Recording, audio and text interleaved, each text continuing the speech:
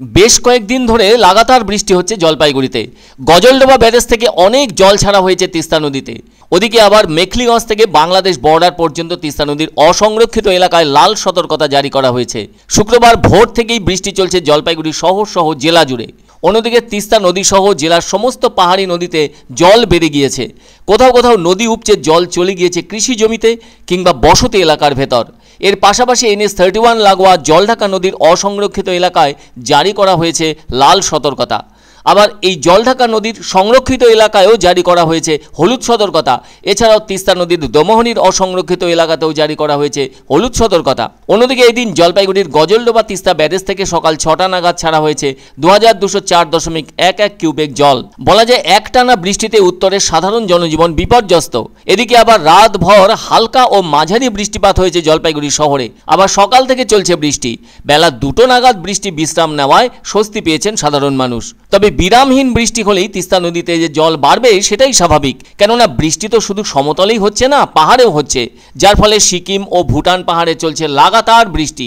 আর তাই সমস্ত পাহাড়ি নদীর জলস্তর বেড়ে উঠেছে। সুতরাং লিস, ঘিস, নেওড়া, আংরাভাষা, মুজনাই, ডুডুয়া সহ ডুয়ার্সের সব নদীর জল বেড়েছে। জলঢাকা নদীরও জলস্তর বেড়েছে। তবে আবহাওয়া দপ্তর থেকে আগেই জানানো হয়েছে ভারী বৃষ্টির পূর্বাভাসের কথা। শুধু জলপাইগুড়ি নয়, উত্তরবঙ্গের একাধিক জেলাও থাকছে ওই বৃষ্টির কবলে। অন্যদিকে মহানন্দা, বালাসর নদীরও জল বেড়েছে।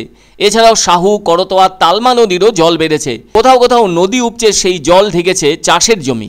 যেমন সিকিম পাহাড়ে লাগাতার বৃষ্টি হচ্ছে, ফলে জলের প্রবাহ যথেষ্ট বেশি থাকায় গজলডোবা ব্যারেজের ওপর জলের চাপ বাড়ায় বৃহস্পতিবারও 4বার জল ছাড়া হয়েছিল। গতকাল সকাল 6টা, 7টা, 8টা এবং 9টা এই 4 দফায় জল ছাড়া হয়েছিল। প্রতি দফাতেই 1600 কিউসেকের বেশি জল ছাড়া হয়েছিল। লাগাতার এই বৃষ্টির জেরেই তিস্তা নদীতে বেড়ে উঠেছে জলস্তর। ডুয়ার্সের মালবাজার অঞ্চলেও বৃষ্টি হচ্ছে। এখনও টটগাঁওতে জল রয়েছে। আরও বৃষ্টি হলে ওই অঞ্চলের পরিস্থিতি খারাপ হয়ে উঠবে।